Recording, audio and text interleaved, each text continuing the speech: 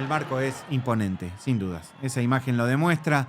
El Congreso con su arquitectura preponderante, yo insisto en lo que les decía hace un rato, no deja de impresionarnos cada vez que visitamos Buenos Aires, ver ese edificio, el cielo celeste, apenas una nube blanca cortando allí la imagen del cielo. Y ahí lo vemos a Javier Milei hablando con Volodymyr Zelensky, el presidente de Ucrania. No vemos traductores, seguramente estarán hablando en inglés, entiendo yo. Bueno, lo cierto es que se está desarrollando este acto que le ha dado en definitiva la posibilidad a Javier Milei de mostrarse ante el mundo. En definitiva, allí se abrazan el presidente de Ucrania y el presidente de todos los argentinos. Saluda a más autoridades allí presentes. Se abraza con su hermana. Esa que ustedes ven allí de espalda es Karina Milei, que sostiene la carpeta y el estuche de lentes que habitualmente lleva en su mano derecha Javier Milei y que en este momento, bueno, le entregó el bastón de mando. No sé si se puede hacer eso protocolarmente, pero bueno, en definitiva allí se da esa situación. Está todo dispuesto para que Javier Milei le hable a los argentinos que están allí presentes y a través de esta transmisión en vivo y en directo a todo el país y el mundo. Lo vamos a escuchar ahora sin interrupciones y después analizamos lo que Milei expresa.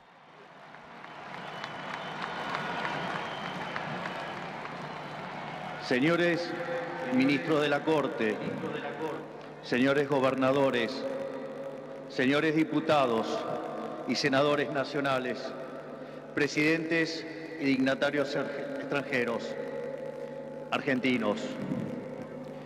Hoy comienza una nueva era en Argentina. Hoy damos por terminada una larga y triste historia de decadencia y declive y comenzamos el camino de la reconstrucción de nuestro país.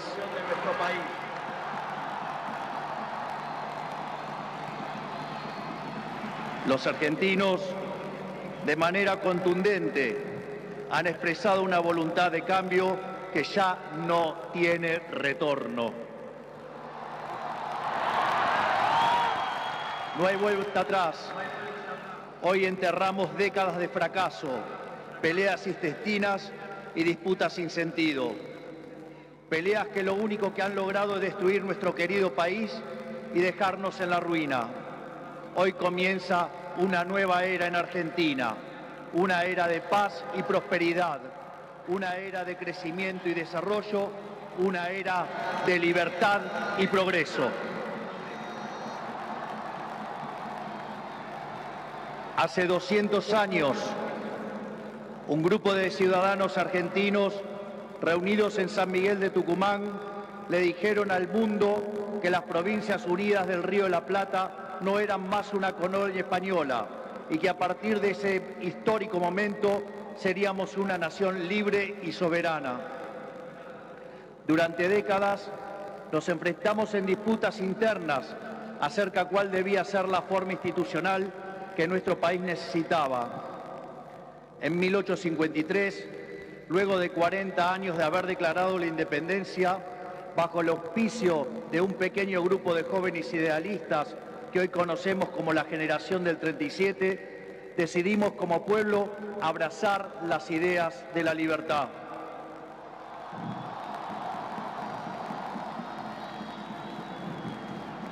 Así, se sancionó una constitución liberal con el objetivo de asegurar los beneficios de la libertad para nosotros, para nuestra posteridad y para todos los hombres del mundo que quieran habitar el suelo argentino. Lo que vino después de la sanción de esa constitución de fuerte raigambre liberal fue la expansión económica más impresionante de nuestra historia. De ser un país de bárbaros enfrascados en una guerra sin cuartel, pasamos a ser la primer potencia mundial. Para principios del siglo XX éramos el faro de luz de Occidente. Nuestras costas recibían con brazos abiertos a millones de inmigrantes que se escapaban de una Europa devastada en búsqueda de un horizonte de progreso. Lamentablemente, nuestra dirigencia decidió abandonar el modelo que nos había hecho rico y abrazaron las ideas empobrecedoras del colectivismo.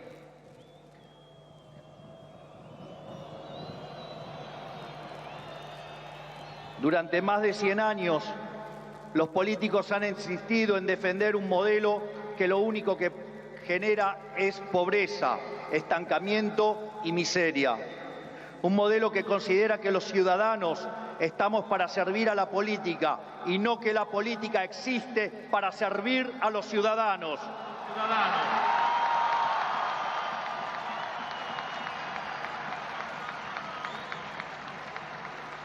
Un modelo que considera que la tarea de un político es dirigir la vida de los individuos en todos los ámbitos y esferas posibles.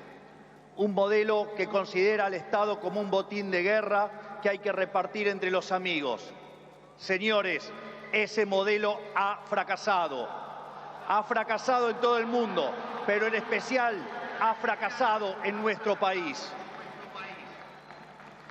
Así como la caída del muro de Berlín marcó el final de una época trágica para el mundo, estas elecciones han marcado el punto de quiebre de nuestra historia.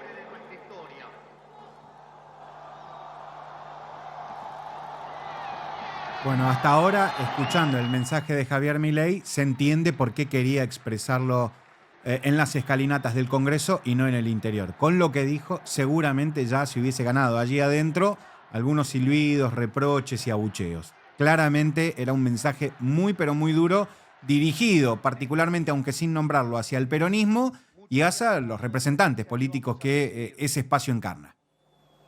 Dejen que sea muy claro en esto.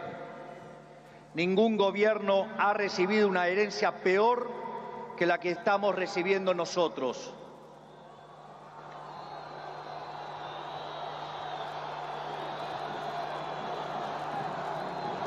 El kirchnerismo, que en sus inicios se jactaba de tener superávit gemelos, esto es, superávit fiscal y externo, hoy nos deja déficit gemelos por 17% del PBI.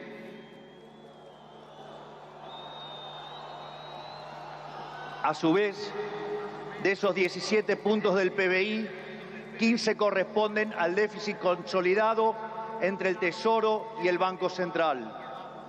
Por lo tanto, no existe solución viable en la que se evite atacar al déficit fiscal. Al mismo tiempo, de esos 15 puntos de déficit fiscal, 5 corresponden al Tesoro Nacional y 10 al Banco Central, por lo que la solución implica, por un lado, un ajuste fiscal en el sector público nacional de 5 puntos del PBI, que a diferencia del pasado, caerá casi totalmente sobre el Estado y no sobre el sector privado.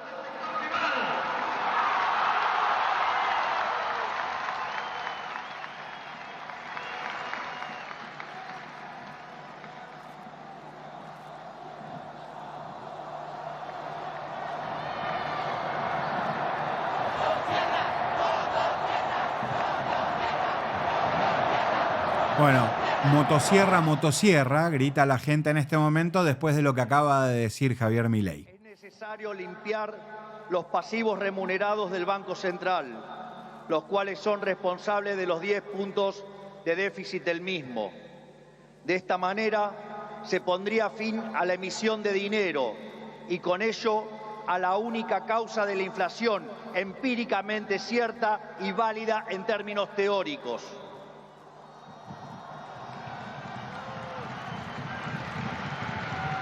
Sin embargo, dado que la política monetaria actúa con un rezago que oscila entre 18 a 24 meses, aun cuando hoy dejemos de emitir dinero, seguiremos pagando los costos del desmadre monetario del gobierno saliente.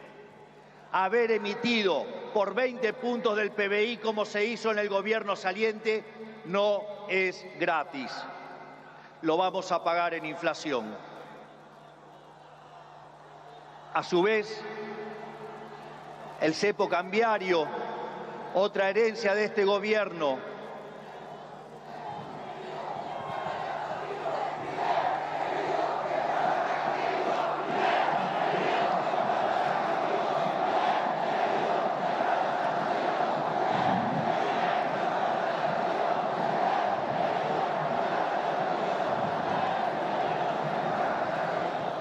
A su vez, el cepo cambiario, otra herencia de este gobierno, no solo constituye una pesadilla social y productiva, porque implica altas tasas de interés, bajo nivel de actividad, escaso nivel de empleo formal y salarios reales miserables que impulsan el aumento de pobres e indigentes, sino que además el sobrante de dinero en la economía hoy es el doble que había en la previa del Rodrigazo. Para tener una idea de lo que eso implica, recordemos que el Rodrigazo multiplicó por 6 veces la tasa de inflación, por lo que un evento similar significaría multiplicar la tasa de inflación por 12 veces. Y dado que la misma viene viajando a un ritmo del 300%, podríamos pasar a una tasa anual del 3.600. A su vez, tranquilos que no termina acá, la herencia sigue. A su vez, dada la situación de los pasivos remunerados del Banco Central, la cual es peor que la que había en la previa de la hiperinflación de Alfonsín, en muy poco tiempo se podría cuadruplicar la cantidad de dinero y con ello llevar a la inflación a niveles del 15.000% anual. Esta es la herencia que nos dejan, una inflación plantada del 15.000% anual, la cual vamos a luchar contra uñas y dientes para erradicarla.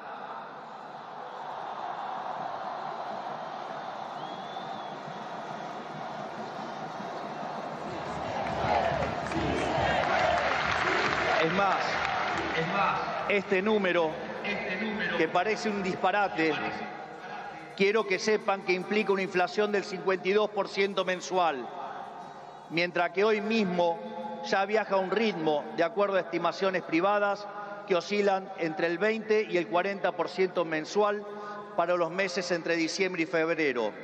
Esto es, el gobierno saliente nos ha dejado plantada una hiperinflación y es nuestra máxima prioridad hacer todos los esfuerzos posibles para evitar semejante catástrofe que llevaría a la pobreza por encima del 90% y la indigencia por encima del 50%. En consecuencia, no hay solución alternativa al ajuste. Por otra parte, la herencia no termina ahí, ya que los desequilibrios en tarifas son soles equiparables al desastre que dejó el kirchnerismo en el año 2015. En el plano cambiario, la brecha oscila entre el 150 y 200%, niveles también similares a los que teníamos en el Rodrigazo. A su vez, la deuda con importadores supera los 30.000 millones de dólares y las utilidades retenidas a las empresas extranjeras alcanzan los 10.000 millones de dólares. La deuda del Banco Central e YPF suman 25.000 millones de dólares y la deuda del Tesoro pendiente suma unos 35.000 millones de dólares adicionales. Esto es, la bomba en términos de deuda asciende a 100.000 millones de dólares que habrá que sumar a los cerca de 420.000 millones de dólares de deuda ya existente. Naturalmente, a estos problemas hay que sumarle también los vencimientos de deuda de este año, donde los vencimientos de deudas en pesos son equivalentes a 90.000 millones de dólares y 25.000 millones de dólares en moneda extranjera con organismos multilaterales de crédito. Sin embargo, con mercados financieros cerrados y el acuerdo con el FMI caído por los brutales incumplimientos del gobierno saliente, el rollover de deuda es por demás desafiante aún para el mítico cíclope. Como si todo esto fuera poco, esto transcurre en una economía que no crece desde el año 2011. Y en línea a lo anterior, el empleo formal en el sector privado se mantiene estancado en 6 millones de puestos de trabajo, llegando a la locura que el mismo es superado en un 33% por el empleo informal. Por ello, no debería sorprender a nadie que los salarios reales se hayan destruido, ubicado en torno a los $300 mensuales, los cuales no solo son 6 veces inferiores a los de la convertibilidad, sino que de haberse mantenido la tendencia de aquellos años, o como lo decían ellos, el maldito neoliberalismo, hoy oscilarían entre 3.000 y 3.500 dólares por mes. Nos han arruinado la vida, nos han hecho caer por 10 veces nuestros salarios. Por lo tanto, tampoco nos debería sorprender que el populismo nos esté dejando 45% de pobres y 10% de indigentes. Luego de dicho cuadro de situación, que a todas luces parece irremontable, debe quedar claro que no hay alternativa posible al ajuste. Tampoco hay lugar a la discusión entre shock y el gradualismo. En primer lugar, porque desde el punto de vista empírico, todos los programas gradualistas terminaron mal, mientras que todos los programas de shock, salvo el de 1959, fueron exitosos. En segundo lugar, porque desde el punto de vista teórico, si un país carece de reputación, como lamentablemente es el caso de Argentina, los empresarios no invertirán hasta que vean el ajuste fiscal, haciendo que el mismo sea recesivo. En tercer lugar, y no por ello menos importante, para hacer gradualismo es necesario que haya financiamiento. Y lamentablemente, tengo que decírselos de nuevo, no hay plata. Bueno, ahí vemos a Javier Milei ya trazando algún lineamiento y confirmando lo que se presumía. Toda medida que se tome será de shock. No va a haber ajuste gradual, no va a suceder lo que pasó durante la gestión de Mauricio Macri, que planteó metas graduales. Bueno, va a ser de alto impacto e inmediato por esas 3 palabras que pronunció. No hay plata. La conclusión es que no hay alternativa al ajuste y no hay alternativa al shock. Naturalmente, eso impactará de modo negativo sobre el nivel de actividad, el empleo, los salarios reales, la cantidad de pobres e indigentes. Habrá esta inflación, es cierto, pero no es algo muy distinto a lo que ha pasado en los últimos 12 años. Recordemos que en los últimos 12 años el PBI per cápita ha caído 15% en un contexto donde acumulamos 5.000% de inflación. Por lo tanto, hace más de una década que vivimos en esta inflación. Por lo tanto, este es el último mal trago para comenzar la reconstrucción de Argentina.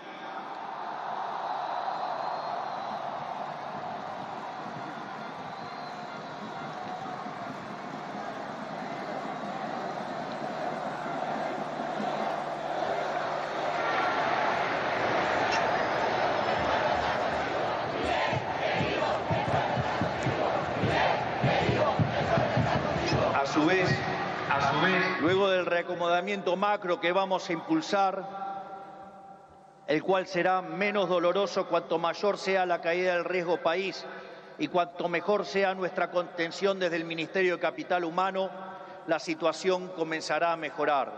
Esto es, habrá luz al final del camino.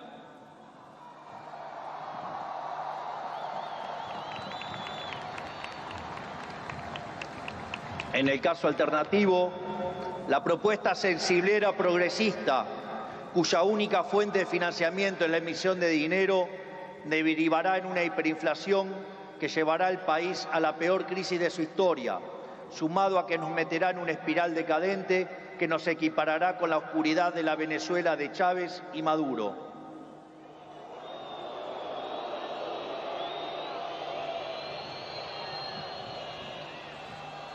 Por lo tanto, luego de semejante cuadro de situación, no pueden quedar dudas que la única oposición posible es el ajuste, un ajuste ordenado y que caiga con toda su fuerza sobre el Estado y no sobre el sector privado.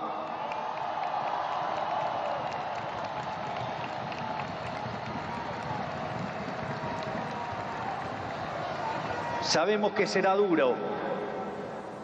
Por eso quiero también traerles una frase sobresaliente de uno de los mejores presidentes de la historia argentina, que fue Julio Argentino Roca.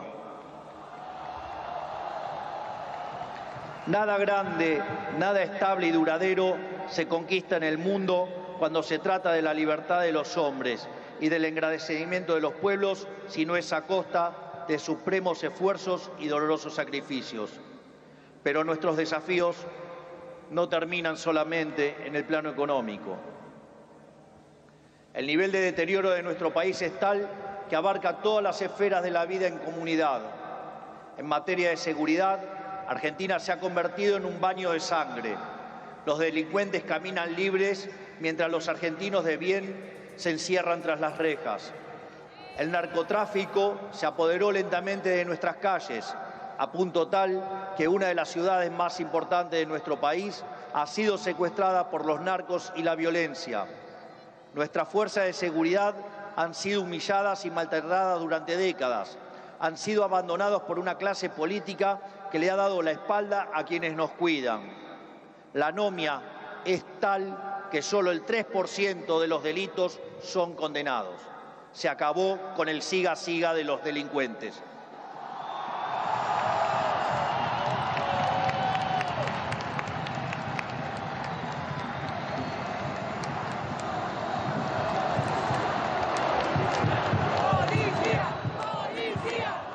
En materia social, estamos recibiendo un país donde la mitad de la población es pobre, con el tejido social completamente roto.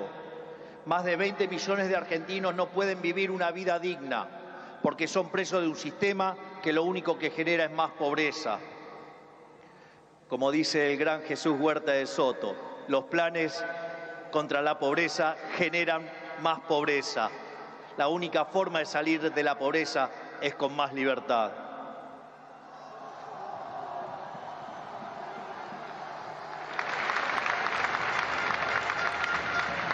Al mismo tiempo, 6 millones de chicos hoy a la noche se irán a dormir con hambre, que caminan descalzos por la calle y otros que cayeron en la droga.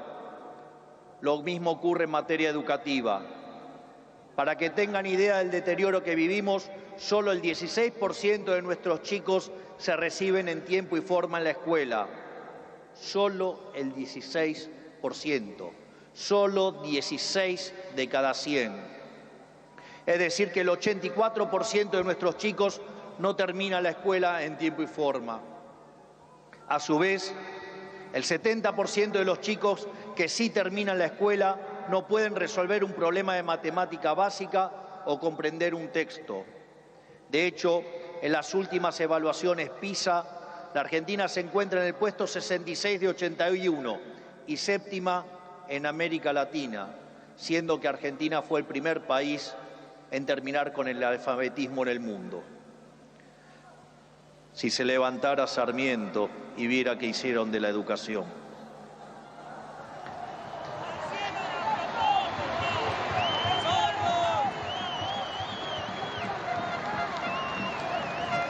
En materia de salud, el sistema se encuentra completamente colapsado.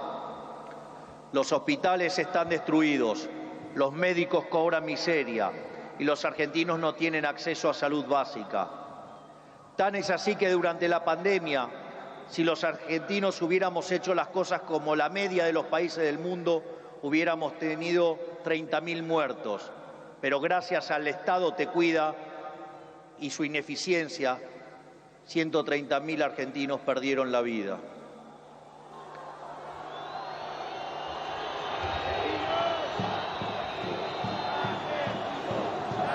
Ese es el estado presente del que los políticos tanto hablan, argumento que utilizan para justificar el aumento descomunal del gasto público que solo los beneficia a ellos. En todas las esferas, miren donde miren, la situación de la Argentina es de emergencia.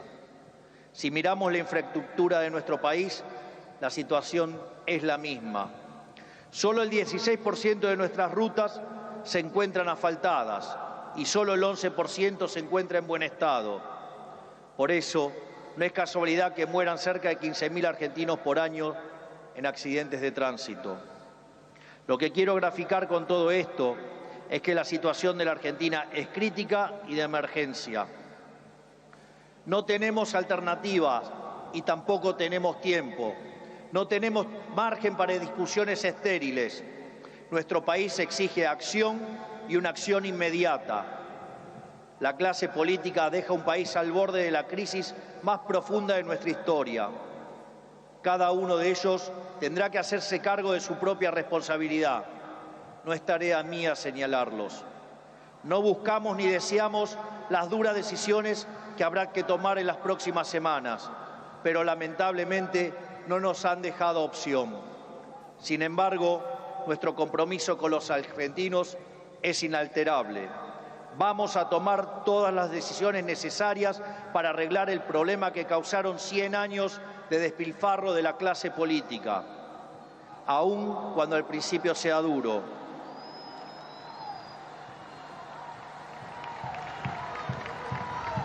Sabemos que de corto plazo la situación empeorará, pero luego veremos los frutos de nuestro esfuerzo, habiendo creado las bases de un crecimiento sólido y sostenible en el tiempo.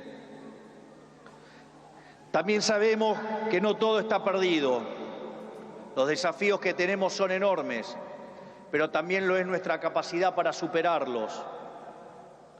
No va a ser fácil, 100 años de fracaso no se deshacen en un día, pero un día empieza y hoy es ese día. Bueno, hasta ahí el diagnóstico de Javier Milei en cuanto a la economía y las finanzas. Sabíamos, porque él ya lo venía mencionando, cuál era el panorama que iba a heredar. Habló de una inflación que puede llegar a ser del 15.000% si no se toman medidas en lo inmediato. Ratificó que va a hacer todo eso que se haga de shock.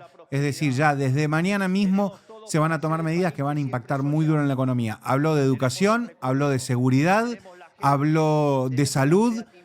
No se ha referido todavía a cuestiones que tienen que ver con la justicia, más allá de que particularmente atarlas con la inseguridad y demás, pero no hizo hincapié en eso. Seguimos escuchando. Ideas que se resumen en la definición del liberalismo de nuestro máximo prócer de las ideas de la libertad, el profesor Alberto Venegas Lynch, hijo, que dice: el liberalismo es el respeto irrestricto del proyecto de vida del prójimo, basado en el principio de no agresión, en defensa del derecho a la vida, a la libertad y a la propiedad, cuyas instituciones fundamentales son la propiedad privada, los mercados libres de intervención estatal, la libre competencia, la división del trabajo y la cooperación social.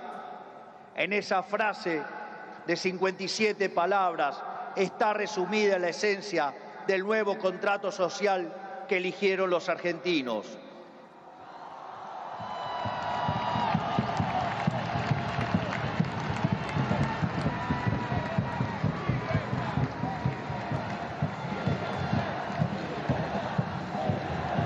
Este nuevo contrato social nos propone un país distinto, un país en el que el Estado no dirija nuestras vidas, sino que vele por nuestros derechos. Un país en el que las hace, las paga.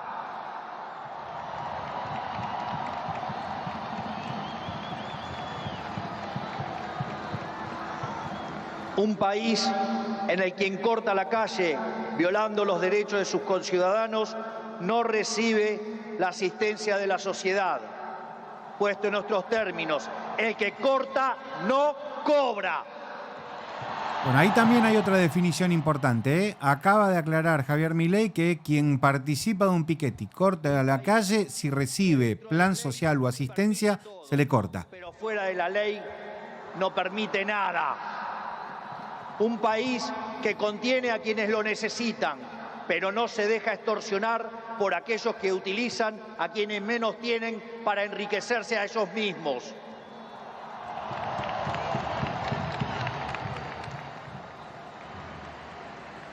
Bueno, con este mensaje que acaba de expresar Javier Milei, habrá que ver en definitiva qué hacen los grupos de movilización, particularmente que están vinculados al polo obrero y demás, que en definitiva administran planes sociales. Porque recordemos que convocaron a una movilización, a una marcha masiva para el 20 de diciembre. Habrá que ver si después de este mensaje la gente tiene ganas de sumarse y participar. Ojo, porque esto también cambia el escenario y el equilibrio de poder entre esos grupos y el Estado. A todos aquellos dirigentes políticos, sindicales y empresariales que quieran sumarse a la nueva Argentina, los recibimos con los brazos abiertos.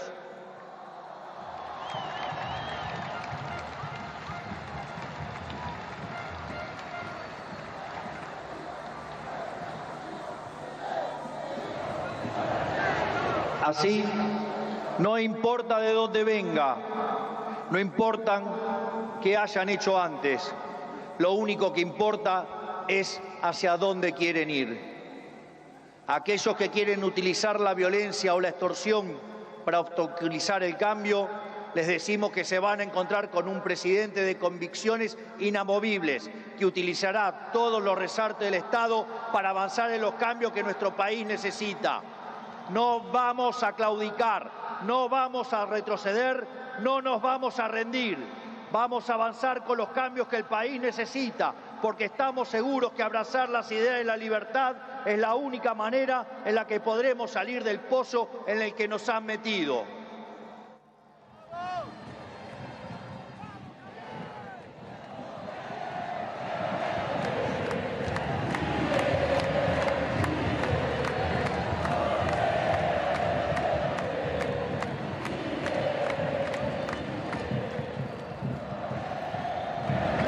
Por lo tanto, y para ir terminando, que quede claro, hoy comienza una nueva era en Argentina.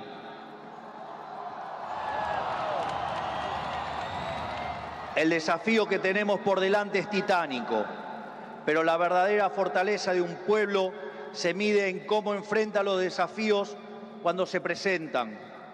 Y cada vez que creemos que nuestra capacidad para superar esos desafíos ha sido alcanzada, miramos al cielo y recordamos que esa capacidad bien podría ser ilimitada. El desafío es enorme, pero lo afrontaremos con convicción, trabajaremos sin descanso y llegaremos a destino. No es casualidad que esta inauguración presidencial ocurra durante la fiesta de Hanukkah, la fiesta de la luz, ya que la misma celebra la verdadera esencia de la libertad. La guerra de los macabeos es el símbolo del triunfo de los débiles por sobre los poderosos, de los pocos por sobre los muchos, de la luz por sobre la oscuridad y sobre todas las cosas, de la verdad por sobre la mentira. Porque ustedes saben que prefiero decirles una verdad incómoda antes que una mentira confortable.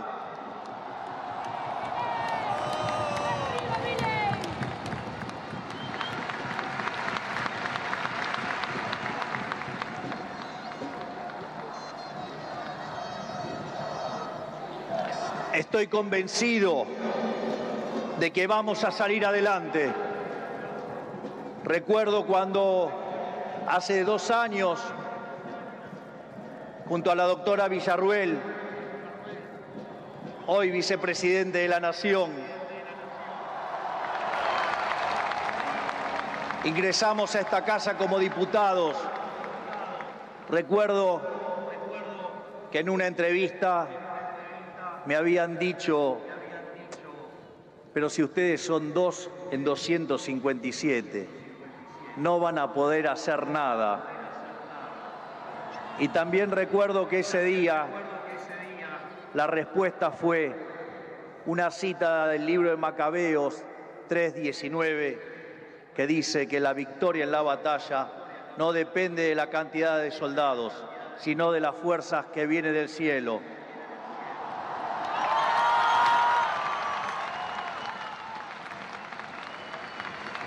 Por lo tanto, Dios bendiga a los argentinos y que las fuerzas del cielo nos acompañen en este desafío.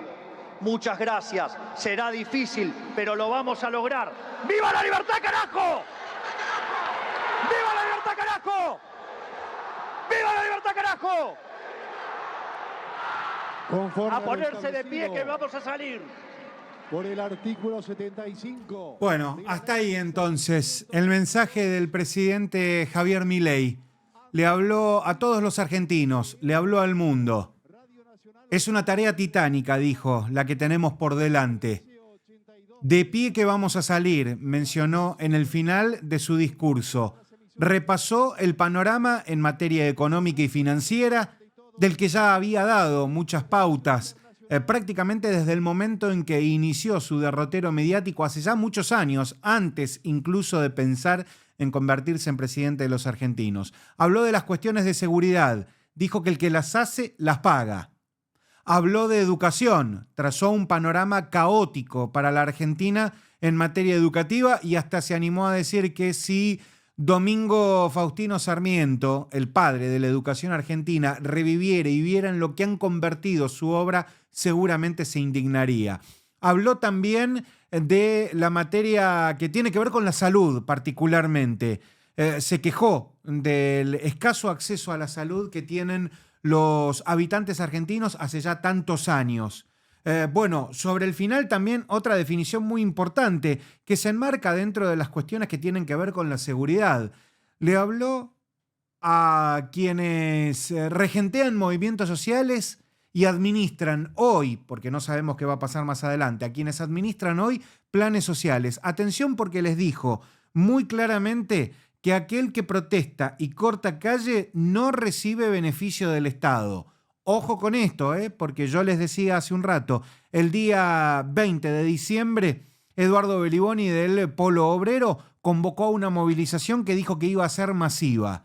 ¿Va a poder realizarla cuando mucha gente va a temer por el beneficio social que está recibiendo y que puede verse afectada si en efecto decide participar de ese acto? Sabemos que ahí en el medio va a estar coordinando la seguridad también Patricia Bullrich, que ya tiene una postura manifiesta sobre el tema. Así que atención, porque todo esto que ha expresado hoy Javier Milei, desde mañana mismo ya reconfigura el arco de la actividad política de la República Argentina. Y no solo política, sino también social y sindical, porque lo dijo Milei en su discurso. Todo aquel representante social o sindical que decida plegarse a estas medidas que estamos impulsando será bienvenido. Yo creo que en definitiva no le habló al que pueda venir, sino que le habló al que ha decidido pararse en la vereda de enfrente. Bueno, ahí lo vemos a Javier Milei retirándose en ese vehículo descapotable, seguramente ya en el traslado hacia la Casa Rosada, acompañado por su hermana. Saluda a sus custodios. Marchan casi a paso de hombre. Javier Milei sostiene con su mano izquierda el bastón presidencial, con la mano derecha saluda y cada tanto cierra el puño. A su lado, Karina Milei, su hermana, que como decíamos, en cuestiones protocolares seguramente ejerza como una especie de primera dama. Bueno, está todo listo, está todo dado. Javier Milei ya es presidente de los argentinos. A partir de mañana se espera que a las 8 de la mañana el equipo que conforma o que encabeza Caputo en finanzas empiece a dar cuenta de algunas iniciativas, de algunas medidas que se van a tomar en lo inmediato, porque lo dijo Javier Milei, no hay plan gradual, es de shock. El impacto va a ser profundo y directo para poder encaminar esta crisis que atraviesa la Argentina, que como él mismo describió, es la peor herencia que ha recibido un presidente en la historia de nuestro país. Después vendrá la discusión en el Congreso, donde Milei va a tener que convencer seguramente a propios y a ajenos respecto de muchas medidas que quiere tomar. Se habló primero de una ley ómnibus, es decir, de un paquete de medidas. Hoy se mencionaba la posibilidad que se desdoble en 2 o 3 etapas y que se vaya poniendo en discusión a partir del semblante social, porque también eso hay que tenerlo en cuenta. En fin, son todas cuestiones de las que nos vamos a enterar mañana muy temprano. Hoy es domingo. Acaba de asumir Javier Milei. Mañana mismo arranca ese plan de medidas que él dijo tiene que ser inmediato para evitar la catástrofe a la que podemos llegar en pocas semanas. Veremos, en definitiva, qué sucede. Bueno, estamos ya de algún modo dando por finalizada esta transmisión especial de Chulengo. Vos la vas a poder ver en las redes sociales. Te agradecemos muchísimo que hayas estado del otro lado participando, acompañándonos en esto que es, en definitiva, una opción más que te traemos de parte de Chulengo. Quiero, agradecerle a toda la gente que nos ha estado enviando mensajes desde muy temprano porque sabían que íbamos a estar, obviamente, realizando esta transmisión que ustedes van a poder compartir, como les decía, a través de Instagram, de YouTube. Mi nombre es Cristian Biso, no lo tuvimos, como habitualmente sucede, en esta silla, yo me siento ahí. No lo tuvimos a Paulino Rossi, que se está recuperando de algunas cuestiones de salud. Le mandamos un saludo muy grande porque estaba siguiendo de cerca, obviamente, todo este trabajo que estamos realizando con la coordinación de Alberto Beto Zubiarrigue, quien es el que se pone al frente de la producción general en Chulengo. Así que gracias a todos ustedes por haber estado del otro lado, por sumarse, por participar, y nos veremos la próxima, seguramente en algunos días nada más.